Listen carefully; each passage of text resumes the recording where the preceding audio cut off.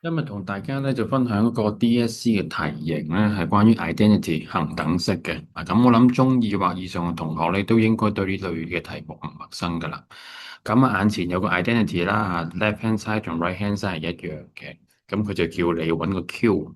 咁好多同學咧都會將佢兩邊 expand 咗佢，跟住 compare 個 like terms 係咪？去對比翻個同類項。咁但係我哋呢個題目有個可以更加快嘅方法處理。睇住我寫乜咯？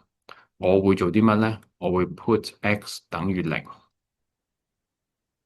到時 left hand side 就係會係等於八，因為 x 係零，x 係零，咁咪剩翻八咯。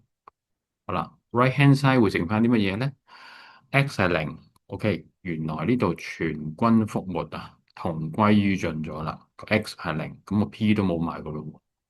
咁後邊嗰個咧，呢個 x 都係零嘅話咧，變咗做二減零，咁即係變咗做 2q。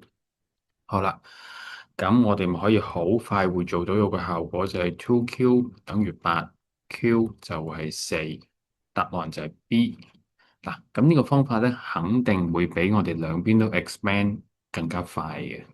咁個條件就係，如果我諗到 x 代啲乜嘢可以令到個 p 消失，純粹揾個 q，咁啊可以搞掂咯。OK，咁大家同學就消化下呢個可以快啲方法處理呢個 DSE 嘅題型。